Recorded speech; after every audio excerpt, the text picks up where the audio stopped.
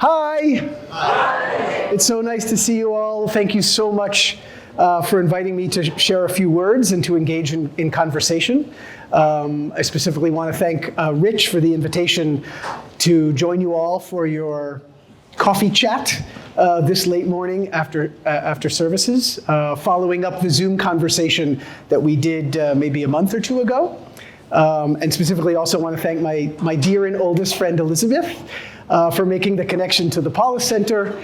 I can't believe we met when we were 3 years old and somehow we're still friends, despite being separated by many thousands of kilometers and oceans and everything else. Let's see. In light of the fact that many Americans, maybe even including some of you here in this room, are gearing up for what I could only describe as a very bizarre American tradition of staring at a screen and watching small groups of virile young men go at each other on a field in order to establish their dominance and probably cause some serious brain damage, I thought I would bring to you a story of small groups of young men, also in uniform, also trying to annihilate each other and cause severe brain damage. And that is the conflict that is currently taking place in the Middle East. And what I would like to do is hopefully engage in conversation as much as possible. I'll say a few quick words about myself, just so you understand where I'm coming from and how I got into this thing of traveling around the world and speaking to communities and teaching. I want to share a few brief thoughts about the conflict, hopefully to contextualize a little bit of sort of my personal experience and how I'm functioning, how I'm dealing with the conflict that is playing out in my backyard. And then as quickly as possible, I would like to open it up to conversation, comments, questions, whatever have you, whatever interests you. I'm fairly certain that this is a pretty intelligent community. Feel free to prove me wrong. But I'm guessing that you know where to find a lot of kind of the basic information if you're not already being bombarded by it on a fairly daily basis in terms of the details and some of the facts, although I understand understanding facts is a hard thing to do these days in many media circles. So I would, if you have questions, basic, simple questions, feel free to ask them, but I'm probably going to sort of steer towards the more contextual and analytical and hopefully even a little inspirational and how to look at this particular evolution of the conflict that has been going on for a long time. So as you can hear from my very thick Middle Eastern accent, I am not originally from Jerusalem. I grew up in New Hampshire, where Elizabeth and I became fast friends at the age of 3. I was born into a Jewish family, but as some of you might be well aware, New Hampshire is not really known for its vibrant Jewish community. And so I was a bit of a late bloomer, really only experiencing really what Jewish community could feel like after I went to university and then lived in Boston. So this was actually my last stomping ground before I decided to go explore further afield. And I lived here for a number of years, got very engaged with the Jewish community of Boston and Somerville and Brookline. And that was the first time that I really felt a sense of Jewish identity come alive. And one of the things I quickly picked up on is that many of the Jews around me who were already deep into a sense of Jewish identity and Jewish life was an Israel experience, right? Going to the Holy Land to figure out sort of how history connects, how the land connects, and I had never done that. And so I decided at a certain point in time that it was my turn. And so I went to Israel. And I thought I'd stay for a few months, travel around, learn Hebrew, make some friends, and I'm still there almost 30 years later. So like I'm sure many of you have heard other similar stories, the unexpected often becomes the expected in the Holy Land. People are deeply affected by what exists there, the potential there, the meaning there, and that got me stuck for all of the right reasons. And so for a number of years, as I realized that Jerusalem was becoming my home, I sort of dove into the deep end of the Jewish world and started to study and started to experience and engage to really find out what did it mean, not just to live an intense and full Jewish life, but also to sort of experience it in the place where it may very well have evolved, right?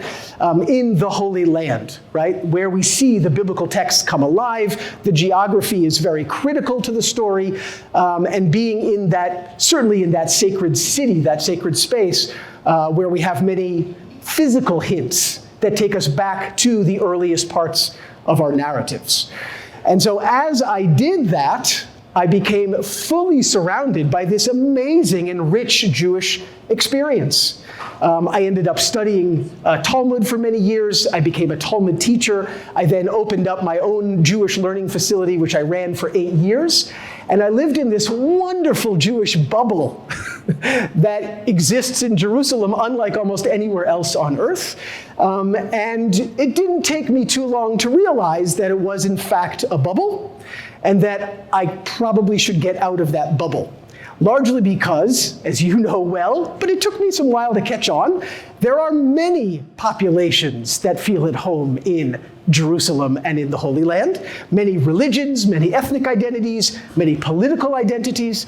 And so as I started to carefully edge my way beyond this beautiful Jewish world that I inhabited, I recognized that there was so much more that I sort of owed myself and owed the land in order to learn and incorporate into my story. It wasn't really fair for me to just live this kind of beautiful Jewish narrative without recognizing everything else going on around me. And of course, that is part of the nature of why life in the Middle East is so unbelievably screwed up. Because we are masters of narrative, we are masters of tribal identity, and we're not really good at recognizing or making space for the other in that world of, here I am, the birthplace of my story, right? My ancestors lived here, my prophets lived here, God lived here. And so it's very hard to open yourself up to that world. And as I did so, I found myself being enriched by this world of now kind of multi-narrative, multi-identity, multi-faith.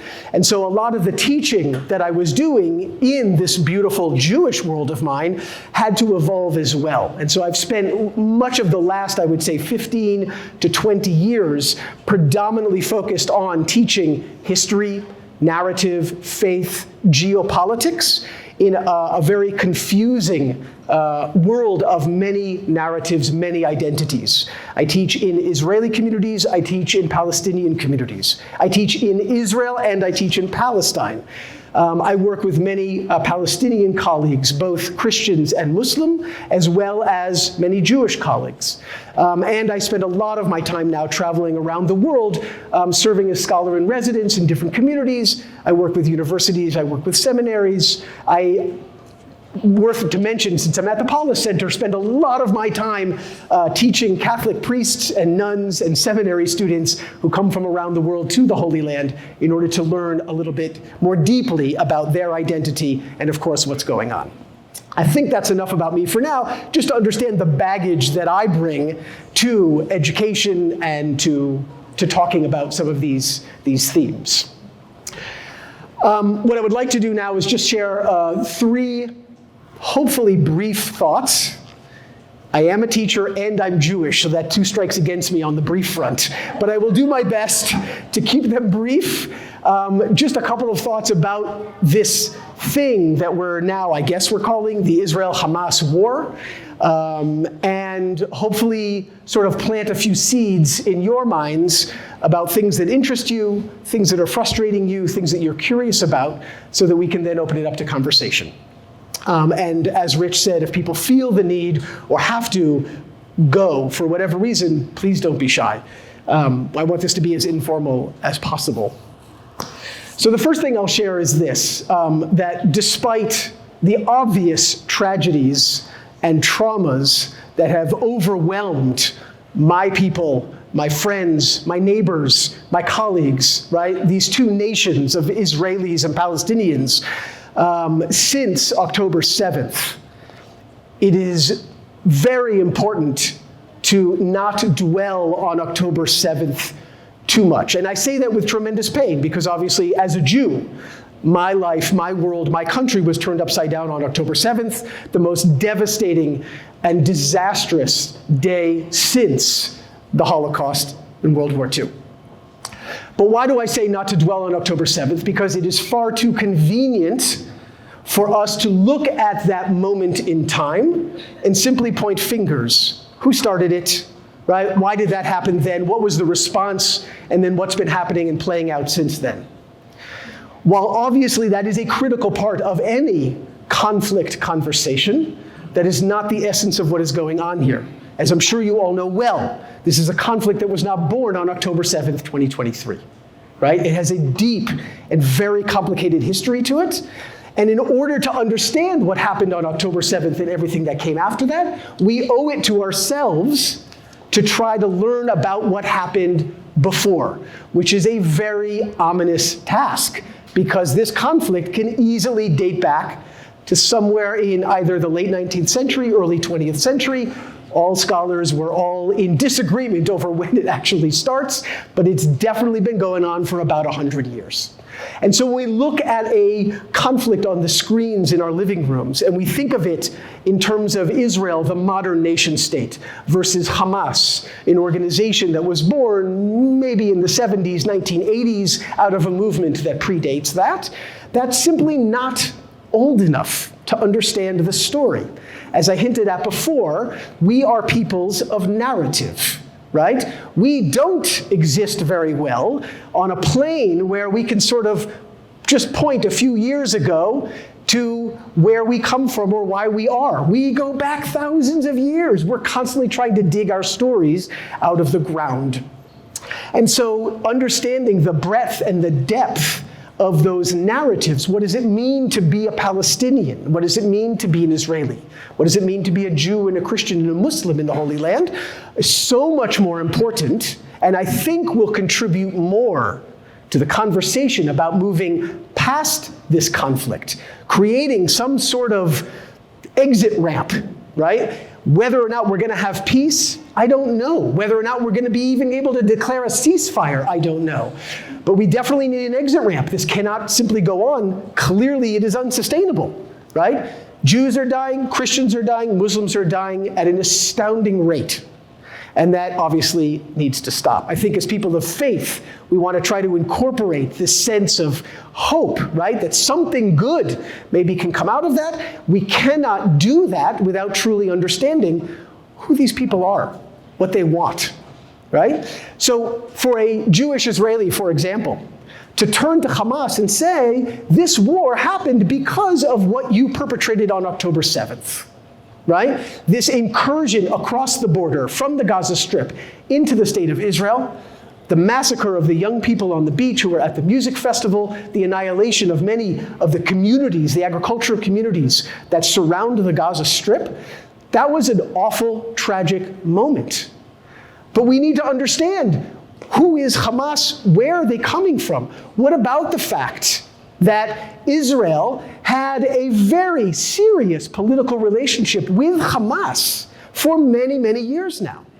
The fact that with the sort of geostrategic implications of Iran's influence in my neighborhood, meaning the corner of the Middle East that is Israel-Palestine, that relationship of Iran supporting Hamas as an offshoot of the Muslim Brotherhood that came to be in the 1980s and eventually took over control of the Gaza Strip following the Palestinian elections in 2006, as that relationship was slowly coming apart, meaning Iran supporting Hamas, Israel essentially stepped in and decided to help reframe the relationship in order to keep Hamas viable. Does that mean that Israel or I as a Jew am responsible for what Hamas did on October 7th? No, of course not. What it means is that Israel needs to take a hard look at why we wanted to sustain Hamas. It's not because we agreed with their charter. It's not because we agreed with some of their actions. but perhaps for political or strategic reasons, right? Specifically, if you know anything about the government of Israel today, you'll know that we are leaning further and further to the right, right? One might even call it ultra-extremist. It is the far most extreme government Israel has seen since its inception in 1948. But this idea of propping up Hamas, of roping in Qatar to fund Hamas in place of Iran, because that Irani relationship was too troubling to Israel, deciding not to militarily challenge Hamas, which Israel clearly can and has been able to do since the beginning of time, right? So those decisions were being made because of lots of things going on behind the scenes. We don't have time to go into everything, but obviously I'm planting the seeds. Feel free to ask the question. But this is something, just one example, right, of trying to understand why Hamas was still there, why they were able to establish themselves as a military power, maybe not a superpower, but certainly as a military power. They, as now is becoming more and more known to the world, have created an entire network of underground tunnels with military infrastructure underneath and including the civil infrastructure of the Gaza Strip, right? Such that the war, as it's playing out right now, where at least on October 7th, right, Israel may have had a good reason, a justification for responding to Hamas. Ever since October 7th, I think many of us can agree that Israel has now become a pariah in the world, almost entirely isolated, even including increasingly by factions within the United States, because the response was so overwhelming, perhaps is now seen as bordering on genocide, right? As we witnessed in the recent trial in the International Court of Justice in The Hague. So I'm just, again, sort of giving an example of how looking at October 7th as just, sort of an outbreak of violence is barely even scratching the surface of the critical approach to understanding all of the different events that come up to that, right? Quickly, from a Palestinian perspective, if we look at October 7th, right, as the ultimate expression of responding to oppression, right, as most Palestinians see it today. There was recently a poll taken amongst Palestinians in the West Bank, not in the Gaza Strip, but in the West Bank. 97% of the respondees of Palestinian Muslims and Christians in the West Bank did not oppose the actions of Hamas on October 7th. Now, that doesn't mean that they know exactly what happened, right? And here, just like in America, we all know that media plays a really important role in how things get portrayed. Palestinians don't really see or hear through their media sources what took place on October 7th, other than the fact that it was an incursion against the oppressor, the occupier. In the same way that Israeli Jews generally are not seeing the more than 23,537, as of this morning, dead Palestinians as a result of the Israeli military incursion. Right? We simply aren't seeing them on our screens because, as I shared with you, we're a people of narrative. Other people's dead doesn't fit our narrative. And so when Palestinians see Hamas standing up for Palestinian identity and nationalism and freedom cross the border, there is almost an eruption of pride and joy. Not because they necessarily want to support, torture and massacre and rape, but because they feel that this is what needs to happen in order for Palestinians to assert their presence in the land. Take into consideration that for now decades, the Palestinians have been led by what has become an entirely ineffective political structure known as the Palestinian Authority. This is according to Palestinian opinion polls, not according to me. They have no faith in their political leadership. It is utterly corrupt. Not so different than Israel's, as a matter of fact. The point being is that if we look a little bit further into the past, again, just as a hint, we can understand how Hamas became a very relevant player for Palestinian national identity. Because as an Islamist organization, they were born not out of violence against the Israeli occupier, but as a way of rooting out evil and corruption and mismanagement in their own Palestinian midst, right? And so there's nuance to all of these things. Things are not always as clear as they seem. Again, these are just examples. We could go on forever, I'm not going to. But I just wanted to point out that we often get stuck pointing the finger at who started it on October 7th. That is not, from an educator and a historian perspective, that is not relevant. We need to deal with the issues of what happened on October 7th, but we all need to be much better educated about what happened in 2007, what happened in 1967, what happened in 1948, what happened in 1917. I mean, you name it. There's always a date, there's always a moment, and there's something that we need to understand. So that was sort of my first thing. This isn't as brief as you thought it was going to be, was it? So that first thing is us truly understanding the nuance of our narratives and the history that leads us to these issues, because by better understanding the people and what's going on in those communities and in their heads, we can try to come up with potential solutions. We can respond to those things that are really troubling people that lead to the outbreaks of violence like we're witnessing now, and which is just causing undue tragedy in my neck of the woods. And that leads me to the second thing, and that is that there is not enough of a spotlight being shined. Okay, good. Sometimes English fails me.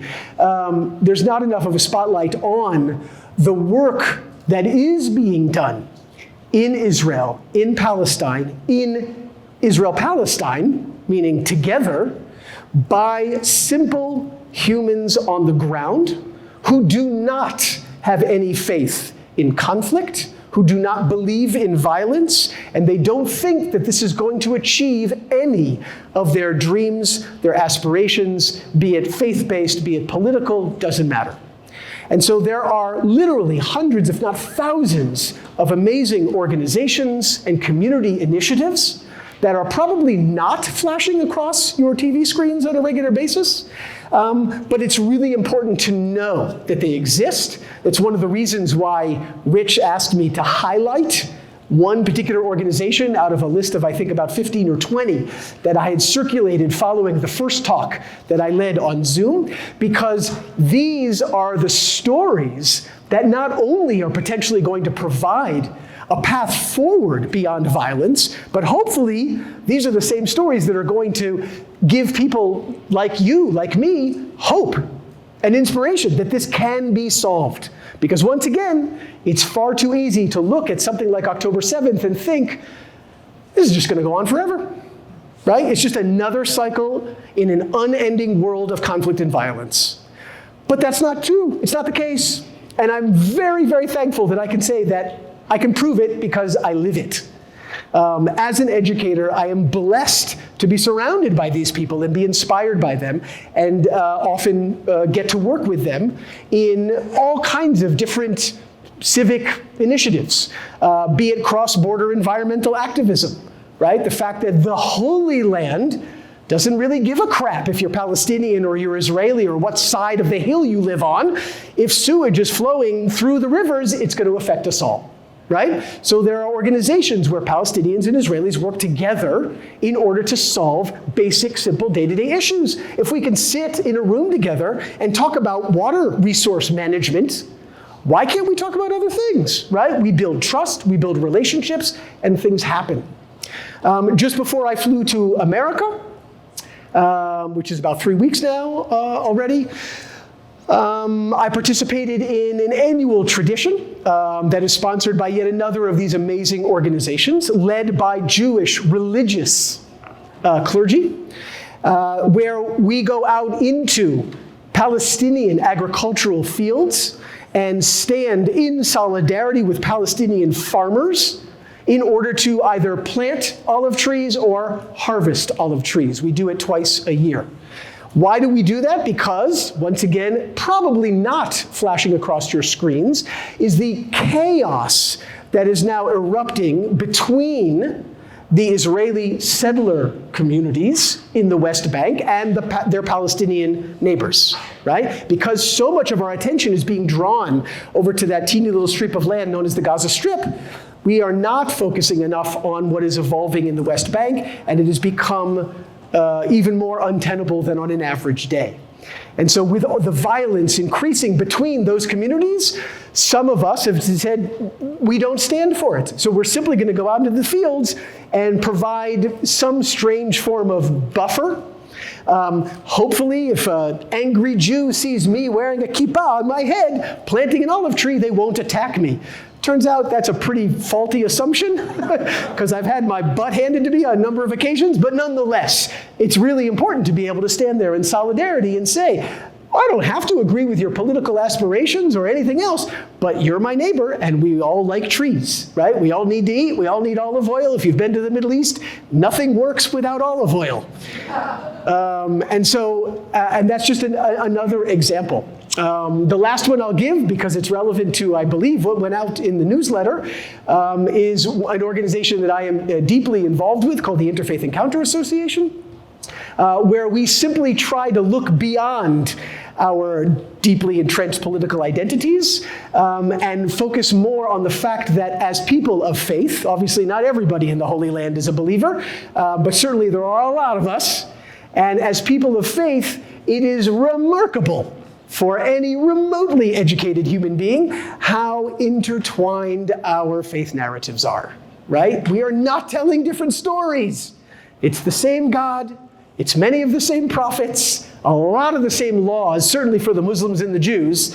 And so to be able to come together and study text and to live out our religious lives, right, as partners, as neighbors, once again, it builds relationships, it builds trust, and we're able to then take that to the obvious end, which is dealing with some of the more deeply seated challenges like politics, borders, independence, etc. And so there is a tremendous amount of hope that should be gleaned from what's going on in the Holy Land right now, even if you're not hearing about it enough, right? Just know that it's there and that you can access it through maybe a little bit of extra Googling, or now that you have a friend named Jared who lives in Jerusalem, you can contact me and I'll tell you all about it. One last thing. And then I'll sort of close off. I hope I haven't used up too much time. And then hopefully I want to hear from you a little bit.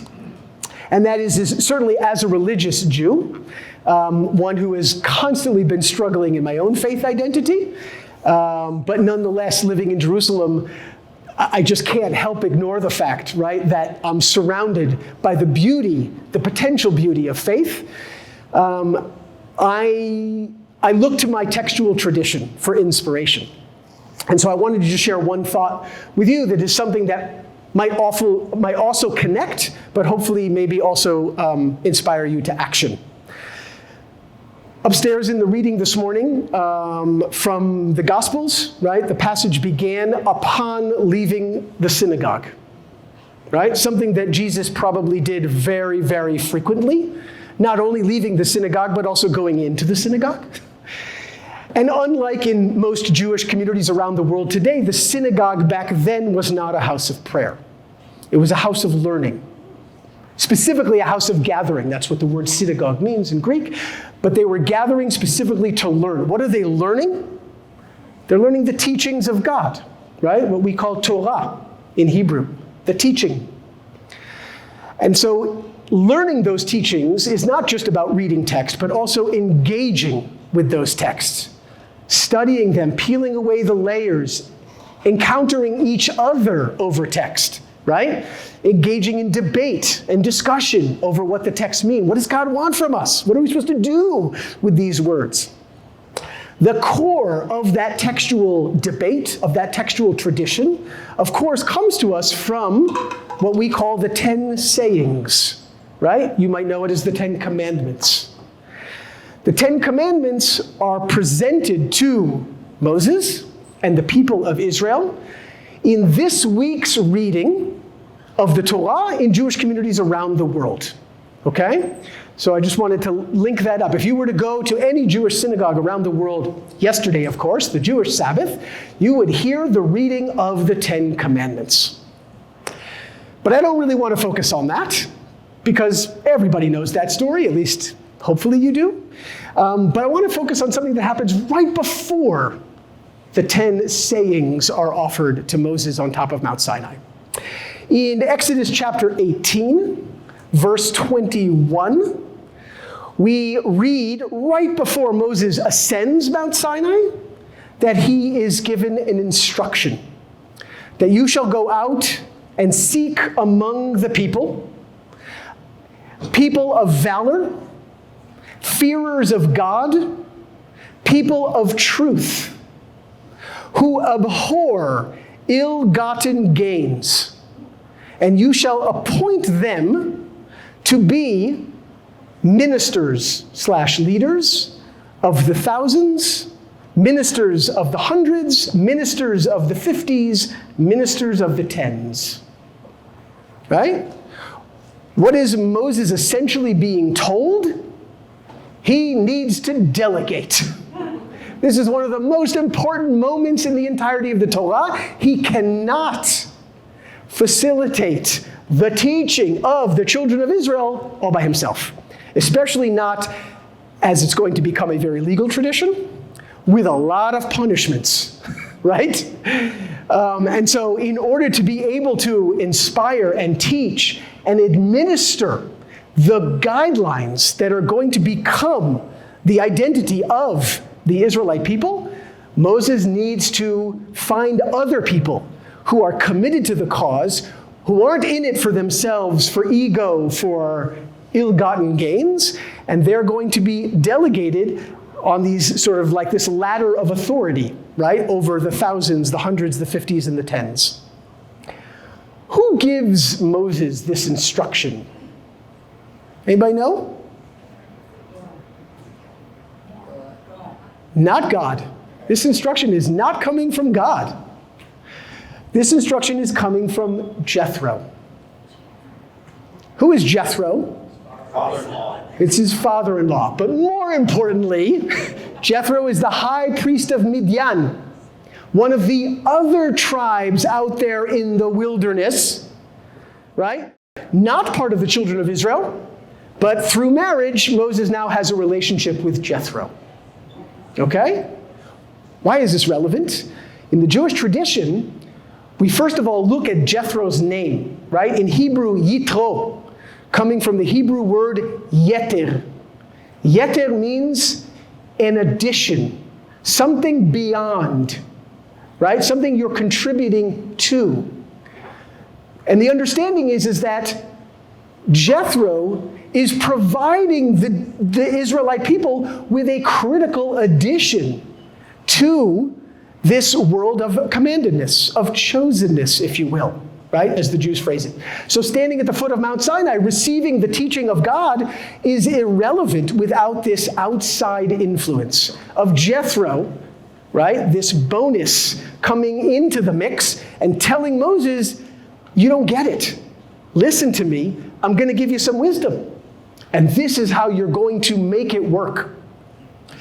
And so I would simply like to end on that note of saying that I think all of us, but certainly I'll speak for myself, for the Jewish world, we can't do this alone. We are clearly failing. Even if you believe in some sort of response to annihilation or to being challenged or to being killed, I think we can clearly look at this war and say that Israel is not getting it right. We might be trying, but I think we're failing. More and more Israelis are standing up and saying, we're not getting it right. We're fumbling. We want to punish Hamas, but we don't want to annihilate the Palestinian people. We want to rescue our hostages, but we don't want to kill all of our own children, i.e. the soldiers of Israel, along the way. We need help from the outside. We need external wisdom. And this is where you come in. You all know that Israel's most important ally is the United States of America, to the tune of about $3.8 billion a year. Whether or not you agree with that financial support, What it means is that America has a tremendous influence on what happens in Israel and in Palestine. And so whatever we end up discussing today, I just want you to take home with you this idea that we need more Jethros. We need people who don't necessarily consider themselves part of the children of Israel. It may be at least not in the Jewish sense of the word, to come in from the outside and say, we might have some wisdom to offer you, right? Different ways to think, creative ways to think. And so I want to encourage people to get involved, even if it just means making a phone call to your representative and saying, I'm not happy with the way things are going. America has a voice, use it, right? But then not forgetting the first two steps I mentioned, which is understand the history of the conflict so that you don't fall trapped to blaming, right, who started October 7th. And then the second thing is to know that there's already good work being done on the ground, which you can simply become a part of. You don't have to start anything. Okay? Please be my Jethro. Questions, comments? Thanks. Thank you. Excellent question. Basically, who is Hamas? Who is this? What is this beast? Again, I'll try to keep it brief. I shouldn't even bother saying that anymore. So Hamas was born, I think I gave a couple of hints to this already. Hamas was born out of the Muslim Brotherhood, specifically the arm in Egypt. This idea that take one step back, right? The world of Islam has essentially two kind of meta components to it. One is faith and one is politics. When Islam was born in the 7th century, 6th century, those two get combined super fast. Perhaps because it's the third revelation of monotheism, right? Meaning when we look at the history of Judaism, we look at the history of Christianity, we see that it takes a while for that faith identity to become incorporated with some sort of politics or military conquest. But in Islam, it happens very, very fast. Not only does that combination happen fast, but there's also a split in the world of Islam between Sunnah, right? Those who follow the teachings of Muhammad and the authority is granted to those who observe, versus Shia, right? Which is about the sort of the inheritance, the genetic inheritance of leadership through literally the loins of Muhammad. And so as that faith-based concept called Islam spreads throughout the Middle East, it also becomes extremely political with all of its infighting because of that almost immediate split between Sunnah and Shia. And so as that Islamic world develops over centuries, we see Islam as a faith developing in many different ways in many different communities, but also Islam as a political entity developing in many ways in many parts of the Middle East in particular. And so as we move towards the modern age, we essentially see two ways of expressing Islamic identity in the modern world. One is, of course, by establishing Islamic lands that are ruled by an Islamic government, right? We have some that are more nationalistic, some that are a little bit less so, but nonetheless, we have many different Islamic countries, right, in the Middle East, versus the concept of, as Muslims, maybe we're all in this together, right? There needs to be sort of an Islamic empire, like we saw in the early years of Islam, although that also had a number of breakdowns. The point being is that almost every Muslim community, certainly in the Middle East, is constantly sort of jogging between these two identities, political Islam and religious Islam.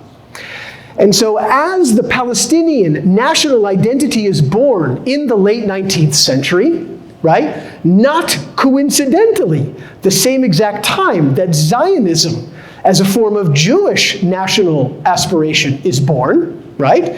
Both of them born under the sort of the auspices of the Ottoman Empire. We have these two different approaches, right? One being a very kind of practical political approach to creating an Islamic country or Islamic nation versus the faith-based approach.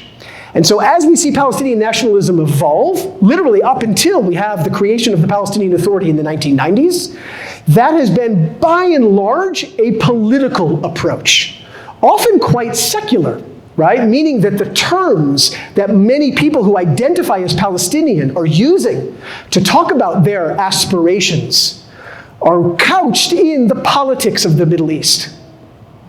The problem is, of course, is that there are many who see Islam as first and foremost a faith. And when you watch a sort of secular nationalistic Palestine being born, obviously it hasn't technically happened yet, but we could certainly argue that it's been in existence for almost 100 years now, right? There are many who came to criticize that as maybe not full enough or maybe even illegitimate, right? As not a true expression of Islamic identity. And so especially when we see the Palestinian Authority in formation as a result of a relationship with Israel, we see the political arm of the militant group known as the Palestine Liberation Organization, right, founded by Yasser Arafat in the early 1950s. So the political arm of that movement called Fatah takes over the control of the Palestinian Authority because Arafat is in fact the negotiator, right, with the Israelis, namely Yitzhak Rabin, if you know the name. That entity that becomes the Palestinian Authority is seen as really corrupt, totally ineffective, and missing that core element of Islamic faith, right? You cannot be a Palestinian state without some sort of Muslim expression. And so that's where the Muslim Brotherhood and its offshoot Hamas comes into play. Hamas stands for the Islamic resistance movement. The Islamic resistance movement. And so it is born, and here's another example of how we need to look before October 7th to truly understand the relationships. It is born in the late 70s, early 80s. It officially comes into being in, I think, 1987 as a separate arm from the Muslim Brotherhood, largely in response to what happened in 1967, right? Which was the Six-Day War, right? When Israel conquers the land that had been controlled by both Jordan, i.e. the West Bank, and by Egypt, i.e. the Gaza Strip. And not only that, but all of a sudden you see the birth of the settler movement, right? Which leads to the occupation. And so the Islamic resistance movement, which is literally what Hamas stands for, is born largely out of confrontation with the Palestinian political leadership that it sees as illegitimate, but also in resistance to the Israeli settler movement and the occupation of the Gaza Strip and in the West Bank. And so since 1987, Hamas has tried to be sort of a counter element in the Palestinian national identity to Fatah, the PLO, the Palestinian Authority. I just wanted to tack on a couple extra sentences just to explain that while Hamas presented itself, or really was born out of an opposition both to the Israeli occupation, but also to the sort of the ineffectiveness of the Palestinian political leadership, it has only seen more or less a surge in support and approval, right? Despite the fact that obviously not all Palestinians believe in violence. Many of them don't necessarily even know that the Hamas charter calls for the complete and utter destruction of the state of Israel and violence against Jews. But in fact, they are seen as the only other potential in terms of leadership for the Palestinian people, who have largely given up on Fatah and Mahmoud Abbas, its current president. If you pay attention to Palestinian politics, you might know that despite the fact that the Palestinian Authority was born as a democratic institution, they have not had elections since 2005. Why? Because Fatah, as the leading party within the Palestinian Authority, knows full well that any election will lead to its loss. And who wants to go to elections when you already know you're going to lose? Right? So instead, they simply just find many reasons not to have elections, and that is why Mahmoud Abbas has been officially in power for way too long, despite the fact that he has no public support. And so just to understand that while yes, Hamas may be just an abhorrent organization, right, with awful principles, they are seen as potentially the only alternative. And so as we move forward beyond this round of violence and conflict, one of the things that I would like to see happen, and I would like to work on this, of course, with my Palestinian colleagues, because who the hell am I as a Jewish Israeli to tell Palestinians what to do? I would like to try to build the foundations for another alternative. Because I think that many Palestinians, given an option, are not necessarily going to agree with Hamas's principles. But they need to find for themselves that third way. And that, I think, is part of that critical element of education, right? Of nuance. And it's not just black and white all the time. Question, if possible? Basically, what's up with all the trauma? Right? Specifically voiced in sort of the name of the Jewish people, right? Stemming from the Holocaust, but not only the Holocaust, right? If you know the joke about Jewish history summed up into one sentence, they tried to annihilate us, we somehow survived, let's eat. Right? That is Jewish identity right there in a nutshell. And so yes, the Jews are constantly being informed by historical trauma, but important to note that the Palestinians are also constantly informed by trauma, right? For the Palestinians, usually their Holocaust is the Nakba, right? What happened in 1948, 1949, as a result of the establishment of the State of Israel, while certainly many, I would like to think most of the Israelis present, right, at that time, were not trying to annihilate or eliminate the Palestinian people. There were a lot of dead Palestinians at the end of that war. And again, we can point fingers who started it, who ended it. And not only that, but there were also many Palestinians who were displaced and still are today from their homes. And so for many Palestinians, they live a life of trauma, constant fear, given that while the Jews who experienced the Holocaust are now in a position of power and dominance, the Palestinians are not. So they could certainly argue that they're still in the trauma of Nakba, as opposed to the Jews who maybe some of us would argue we've kind of come out on top, right? We got a state, we got independence, we have a military, we can defend ourselves. So that's one issue. And we often like to joke, certainly me and my Palestinian colleagues, that we're all playing the trauma Olympics, right? Who's going to get the better trauma and be able to play that card on the table to get something in return? We do it too often. When it comes to modern day trauma, meaning anything that may have happened sort of from the Holocaust forward, the good news is that there are a number of organizations that are trying to sort of, this is going to sound weird, but take advantage of the fact that we are all traumatized. And there's one organization I'm thinking of in particular that I've had some involvement with, but not a lot, because I am very lucky to not have lost a family member yet in the current conflict. Current meaning my 30 years in Israel. But it's called the Bereaved Parents Forum, or sometimes known as the Family Circle. And it is a group of Palestinians and Israelis who have all lost loved ones in one form or another, due to specifically the Israeli-Palestinian conflict. And they meet on a regular basis, they sponsor events, they have national days of mourning, but they only do it together, so that they can see each other's pain, they can share each other's pain, and they can realize that if we're both being traumatized through this pain, that we don't really have a leg up on each other, right? But that the only way out is for us to take that shared trauma and build from it something better. So there is, I think, a beautiful representation of the most current form of trauma in Israel-Palestine by people hearing each other's trauma and sharing in it. It is by far one of the most moving organizations that I'm aware of.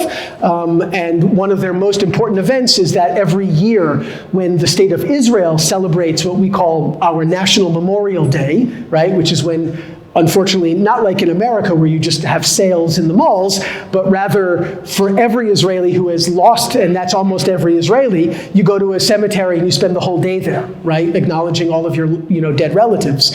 So as a counter to that ceremony being very Israeli, very Jewish, very nationalistic, this Bereaved Families Forum offers a shared Memorial Day observance where you have Jews and Muslims and Christians that come together and all just hold each other. And there are thousands of people who come together, and it's now, ever since Corona, it's being Zoomed all over the planet.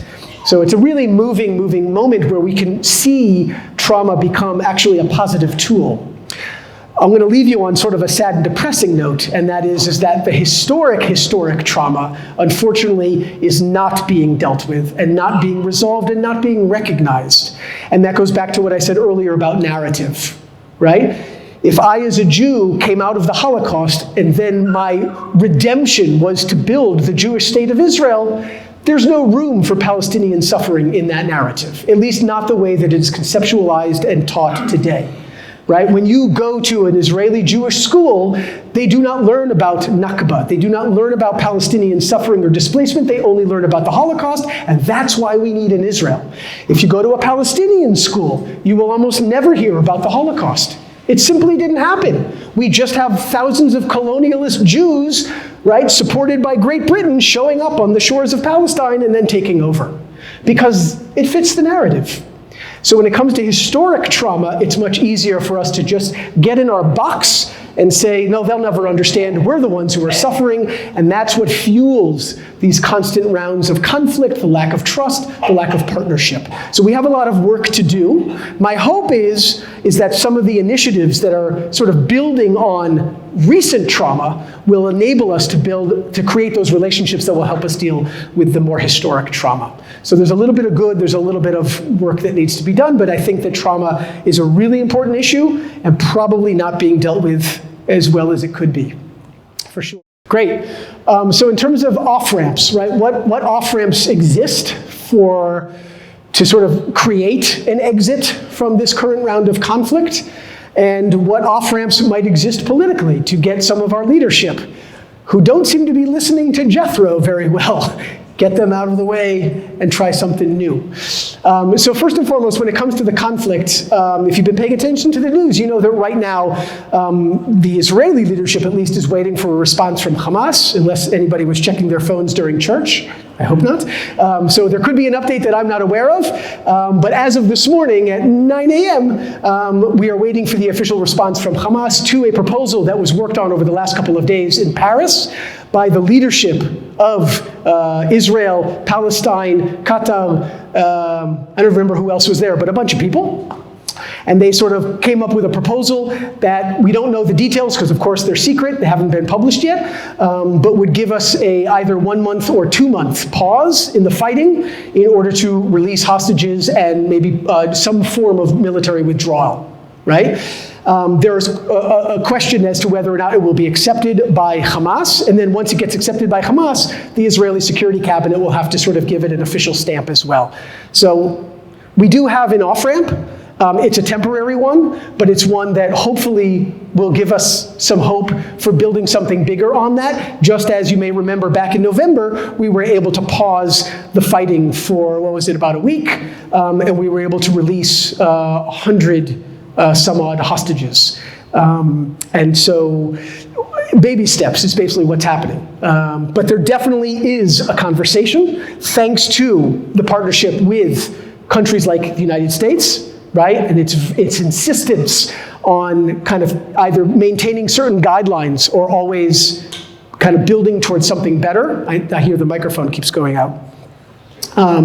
Countries like Qatar, love them or not, they're a very influential factor on Hamas, given that they almost single-handedly financially support Hamas, and are seen because of their alliance with the United States, as awkward as that is, they are seen as sort of one of the only reliable brokers in the Middle Eastern arena. And so that's really important. And so with those conversations, again, we have opportunities for exit ramps from this conflict. Unfortunately, very little or very few of those exit ramps are going to actually solve anything. They're just going to allow us to stop killing each other. What we need is even bigger and brighter visions for what happens next. And again, if you've been listening to the news, there are now conversations on the table that are being pushed largely by the American-Saudi partnership to sort of reinvest in the potential Saudi-Israeli relationship in return for an end to the war and some sort of path to Palestinian statehood. Obviously, that's been tried before. It has not yet worked, but I don't see any reason why we should stop trying. And so that, meaning the Saudi card is a big one for Israel. Both because of the potential economic benefits to both countries, as well as because they are clearly, right, that cornerstone of turning the Middle East away from Israel hatred, which has largely been a kind of an undercurrent since 1948. Maybe they had good reason for it or not. I'm not judging, I'm just saying that this could perhaps turn. So Israel very much wants that thing to happen, and if the only way to make it happen is to make progress on some sort of Palestinian statehood front, that could be a blessing in disguise as well. So there are a couple of those, I would call them exit ramps. But they can't happen with Netanyahu and his government. Right, so that leads us to the second part of your question, which is political leadership. And I would say that it's very important to always mention Netanyahu and Abbas in the same breath, because they are both ineffective. Neither of them have any public support, at least now. Netanyahu, up until recently, about a year ago, had the most support that any Israeli politician has ever had, and he's been in charge for the better part of 16 years now. But as a result of his sort of fall from grace about a year ago, the fact that nobody in the Israeli political arena wanted to sit with him in a government, and so he had no choice but to reach out to the far-right extremes in order to create a governing coalition, and that put him down this sort of spiraling path towards democratic upheaval, right? The famous judicial reforms that were trying to be passed and thankfully never succeeded. And so he has become quite reviled within Israeli society now. He has about 20% support, according to the latest polls. And that's including even within his own party.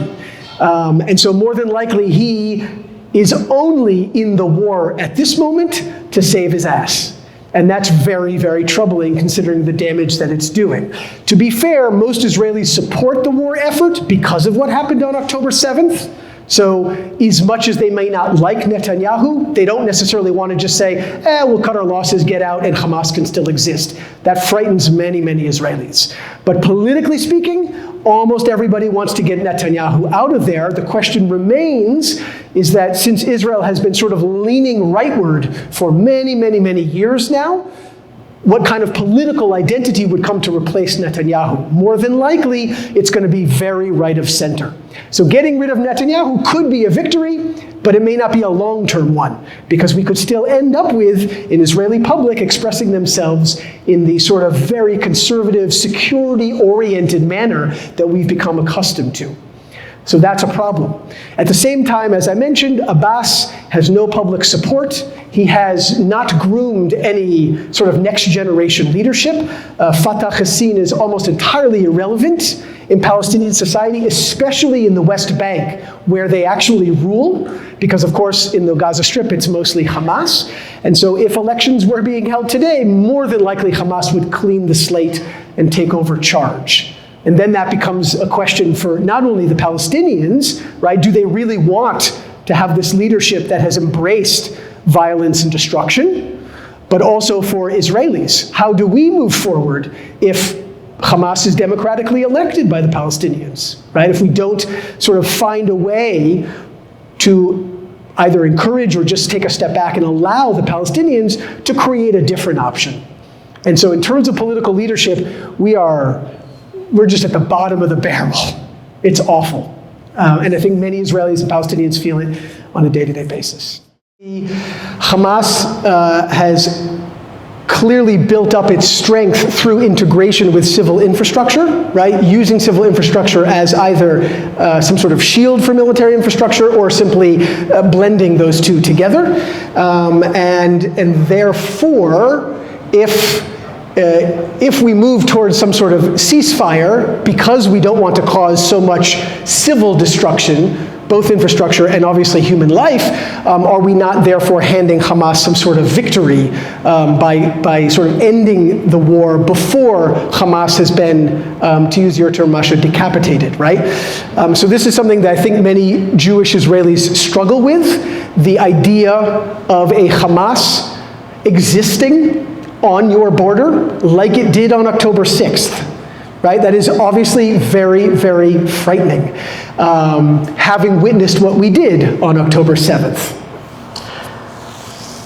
And so I would say, in terms of popular opinion, that's one of the reasons why I mentioned before in response to the earlier question that most Israelis do not necessarily want to see an immediate end to the war. They might be happy with a pause, right? Because it is becoming increasingly clear that the military operation is not saving hostages, right? That has been the government's claim ever since it began the land operation, about a month or a few weeks after the air operation started. But clearly that has not produced any desired results. If anything, it is only producing the opposite results. Some of you may have seen the news piece where there were 3 hostages who were accidentally identified as Hamas, and they were killed by Israeli soldiers. And not only that, but the more time goes on, we are seeing increasing amounts of dead Israeli soldiers, as well as learning about hostages that are killed in the meanwhile, perhaps just out of frustration on Hamas's end.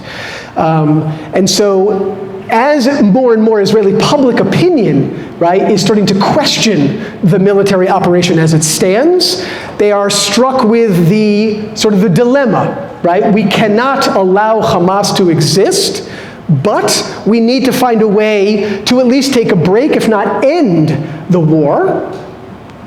First and foremost, to rescue the hostages, right? Maybe there's an inkling of an awareness of the death toll on the Palestinian side and not wanting to sort of be responsible for that. As I mentioned before, Israeli media is not perhaps as good at showing on our screens what you might be seeing on your screens, and so many Israeli Jews are not as conscious of what the military operation is doing to the Palestinian people. So that's one element of this issue.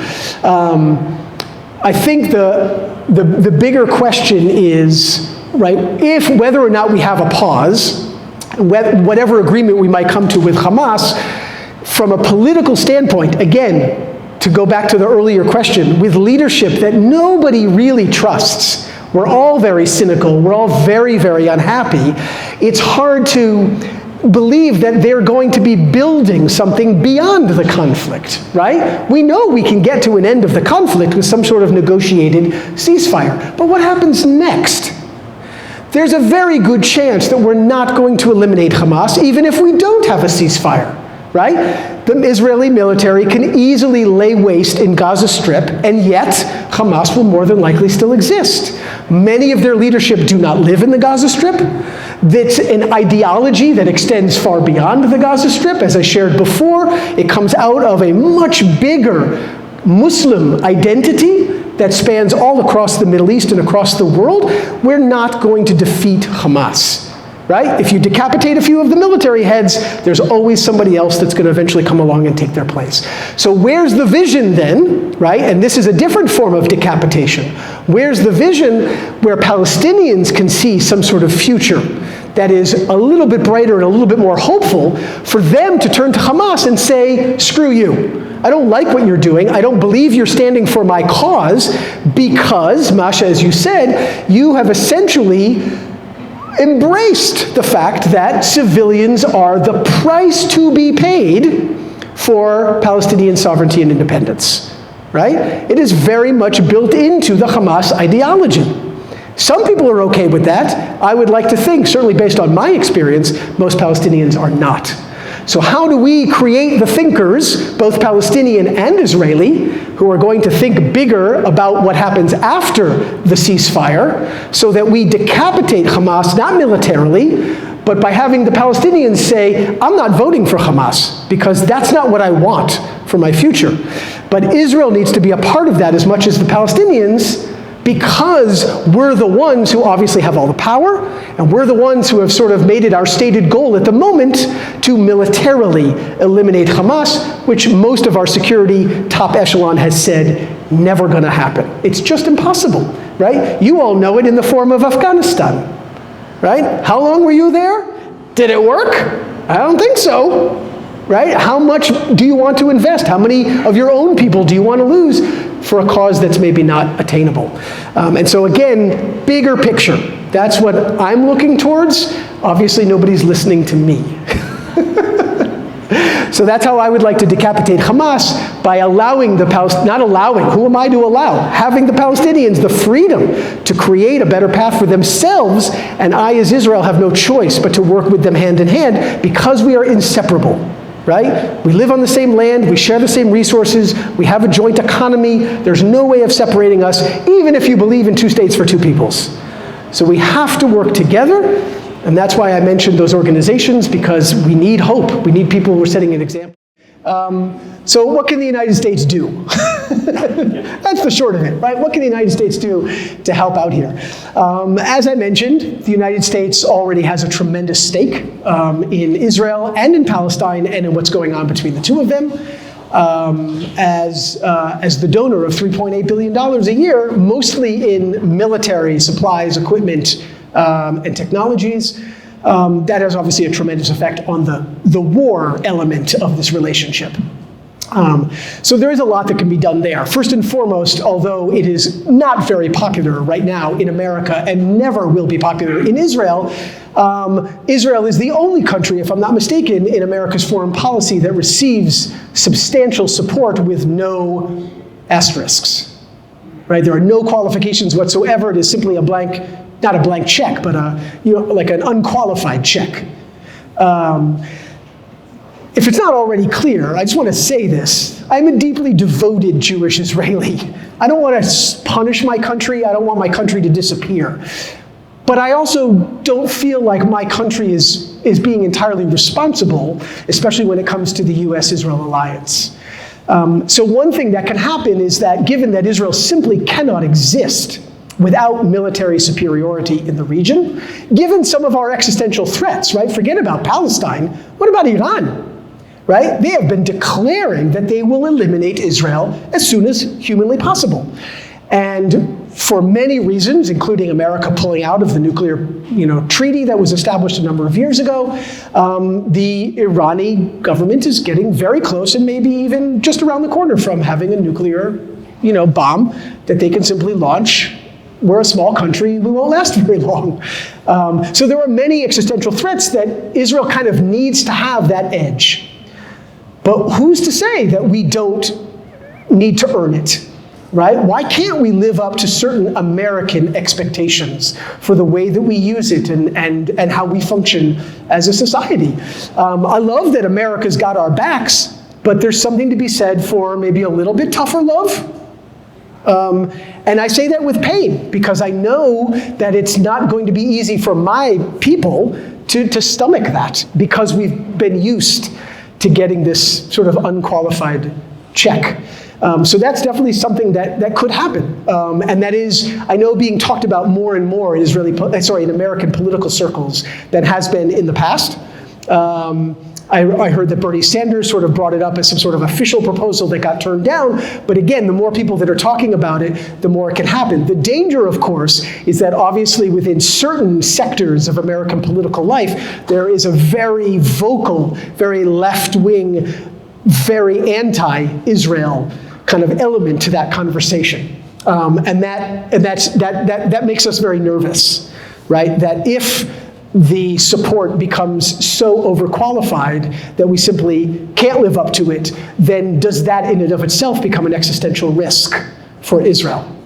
And so that leads to sort of your second half of the question, which is about the public way that this can happen. One of the things I'll just mention as an example that I was quite impressed with is that obviously Joe Biden has a very long history with Israel. Whether you agree or not with his domestic policies, his foreign policies, he clearly has Israel in his heart. Now that's a good thing and a bad thing, right? He's clearly having some challenges now, I understand, with the sort of the American Muslim vote, because he is seen to be a little bit too pro-Israel.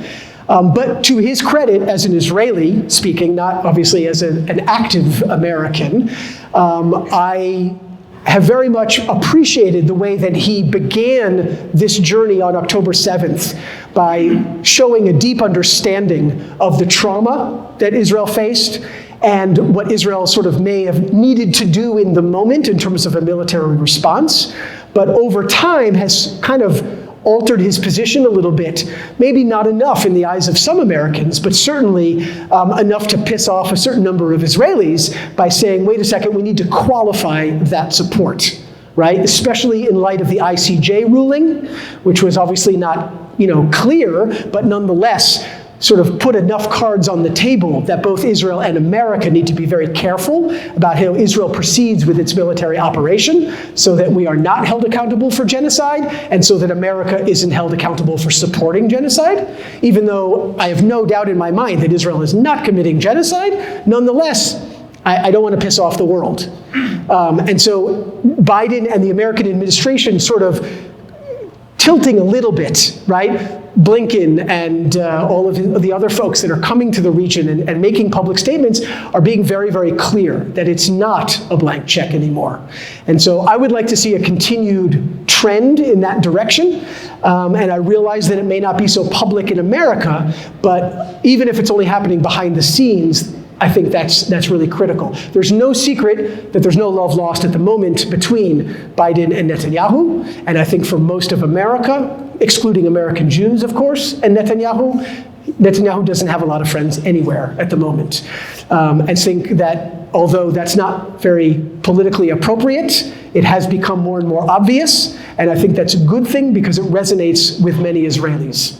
And it shows that you simply can't be that extreme and still expect to represent American foreign policy interests to the tune of $3.8 billion a year.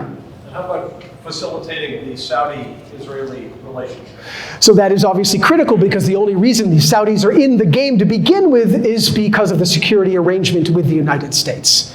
Right? The Saudis have an existential threat also from Iran, and the only way that they can sort of buffer that threat is by having an American security backing, and the only way they'll get that backing is by negotiating some sort of relationship with Israel. But of course, the Saudi card that they're going to play is path to Palestinian statehood. So it's a very kind of multilateral issue that hopefully will work out for the best for everybody, even though it's clearly complicated and very uncomfortable for people who maybe don't sit well with some of the actions of countries like Saudi Arabia and Israel, for that matter, Qatar, etc. Because you're going to have to grimace a little bit when we sign on the paper, but hopefully it leads to a better Middle East. And the other half was, can the U.S. do anything to facilitate the transformation of this Palestinian leadership? Yes, Israel has a very deep investment in Palestine, not necessarily to the same tune as Israel, but America is one of the big backers of the United Nations agencies that work and support Palestinians. They have been helpful in facilitating financial support from other Middle Eastern countries to the Palestinian Authority so that it doesn't go, bankrupt. As problematic and corrupt as it is. And so I think, once again, if you're going to show your support, if you're going to declare that you want to see Palestinian statehood happen, there needs to be more checks and balances. And I think that America has an easier time providing those checks and balances to the Palestinian leadership because there is less of a vocal threat, shall we say, or a political threat to the American leadership coming from a Palestinian community than from the Jewish community, right? Obviously, Jews in America have a very loud voice. I think we've earned it, but nonetheless, it's much louder than the Palestinians. So both of those need to happen simultaneously, in my opinion, right? By investing in jobs and civic society, right, beyond sort of the political pathways to statehood and independence. I liked the Salman Rushdie quote. Yes, as with most things in the Middle East, it's a penis thing. We shouldn't be ashamed to say it, right? You've read the Bible, right? Okay, we're a very, very patriarchal, very male-dominated, very chauvinistic society. And that goes for Israel and Palestine, and the rest of the Middle East for that matter, right? Meaning many of the cultures within our own societies still have limitations on what women can do.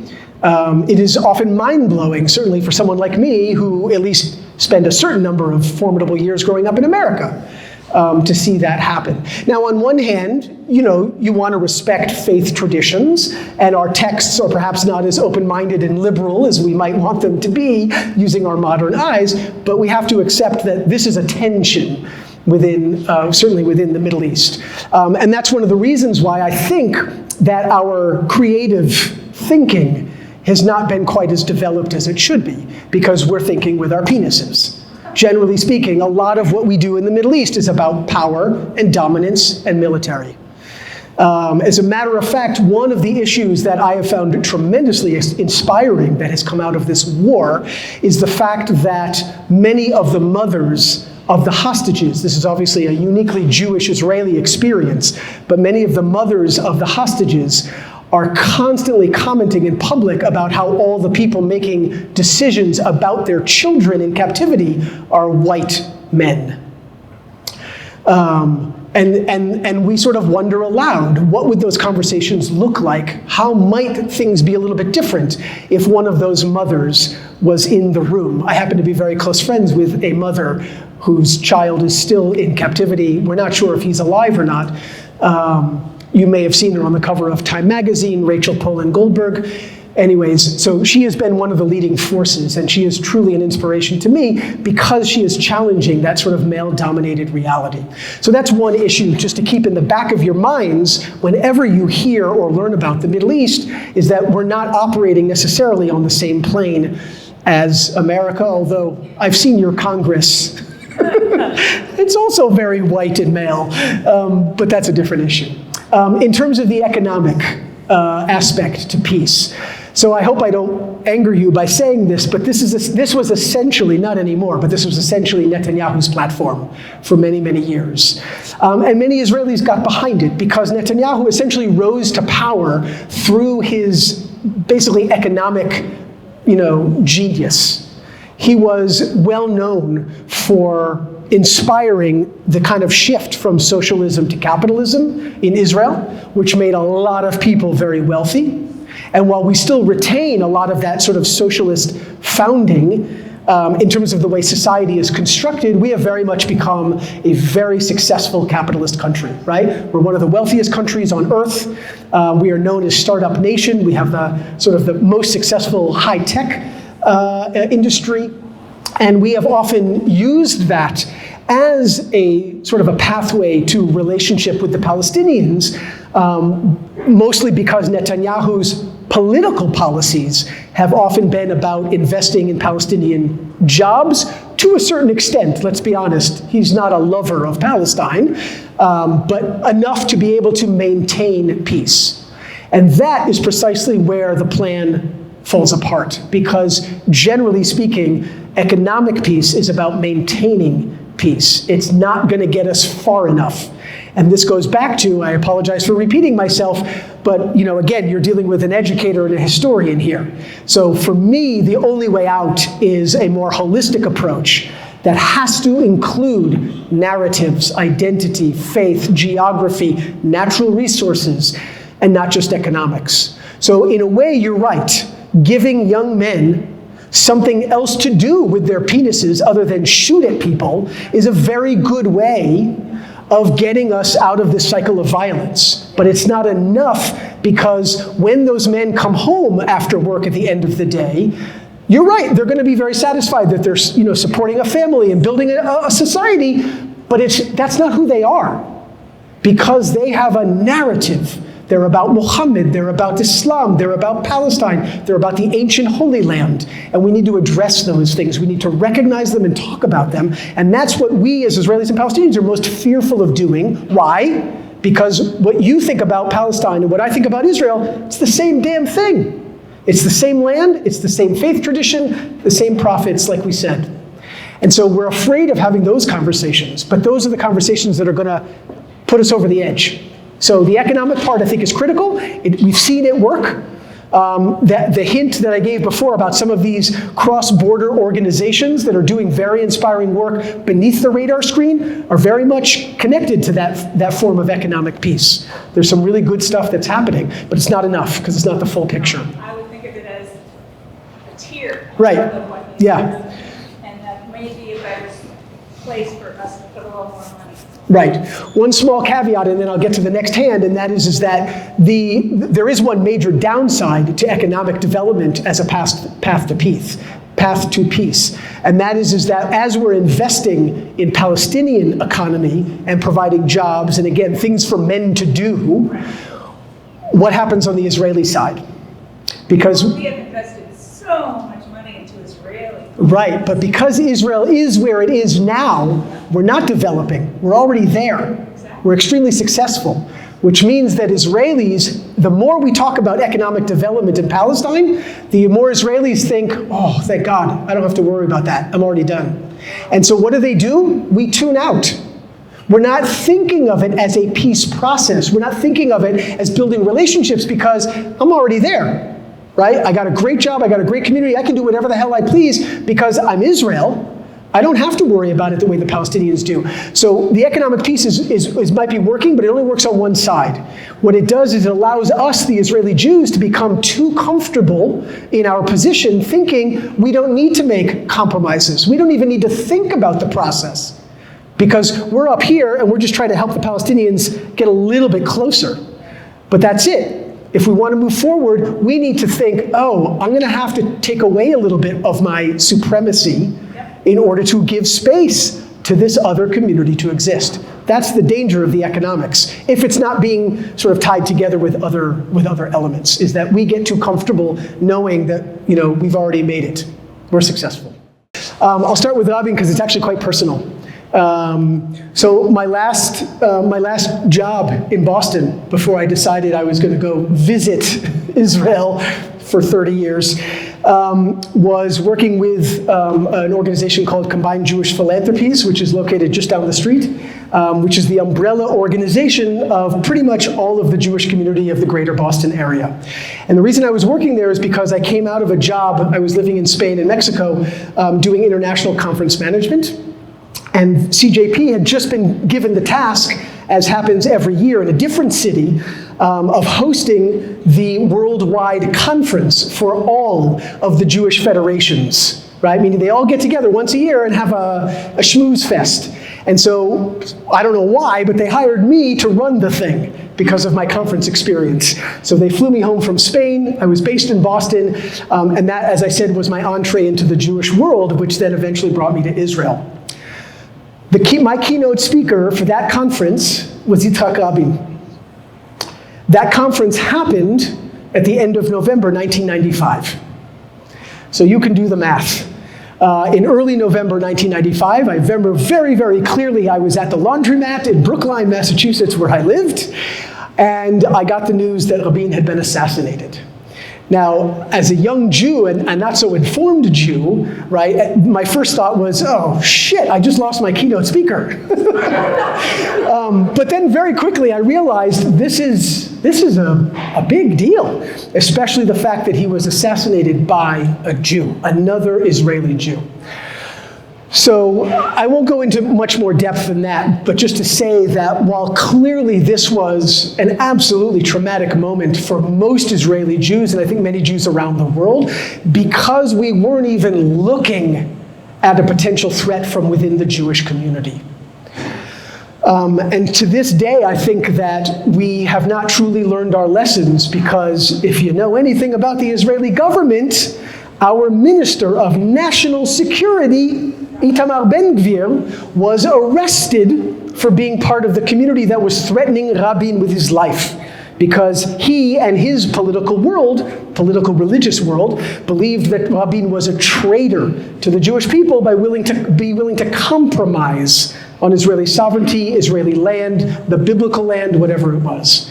And so the fact that that person is now our Minister of National Security says a lot about how perhaps we have not found the proper path of eliminating extremism, especially religious fundamentalism, from the Israeli politic.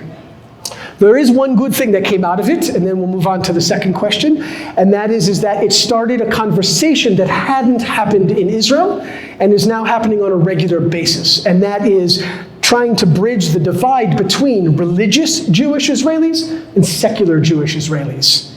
If you know anything about the Zionist movement, it was born largely out of a secular, nationalistic fervor for creating a response to the quote-unquote Jewish problem. And that is that if the rest of the world wants dead Jews, Israel will take them instead.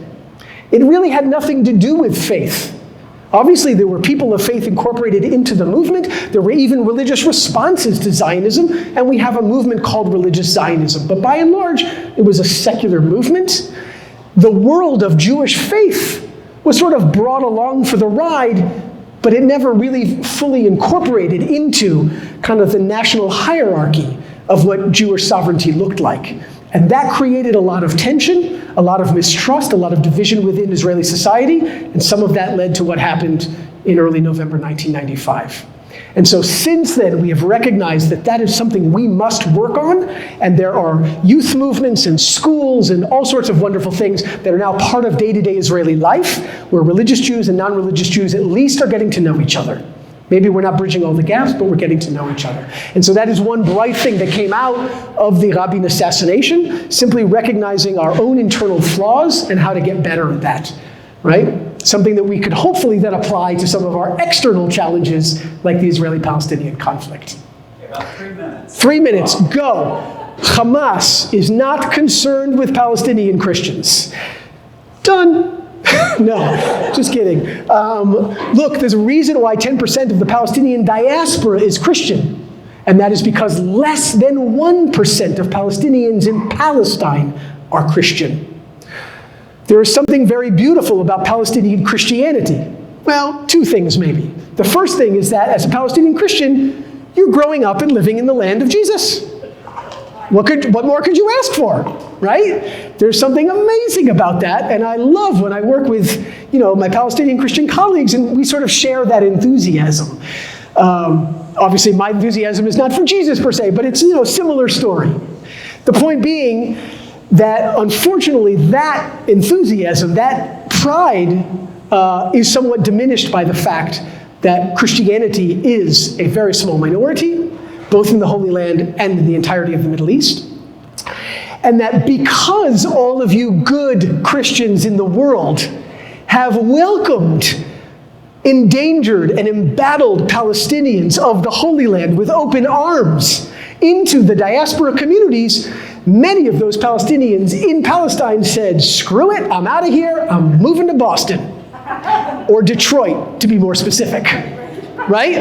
And so one of the issues why Palestinian Christianity is very rarely on the radar screen is largely because so much of that Palestinian Christian community has simply got up and left because they have resources like you. It's a beautiful thing, but it has done a tremendous amount of damage to the Palestinian Christian community. Not that I'm holding you responsible. I'm just letting you know. As a Palestinian Muslim, if you want to say, screw it, I'm out of here, I don't like the conflict, where the hell are you going to go in the Western world?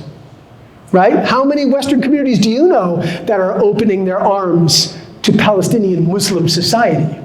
It's just not happening.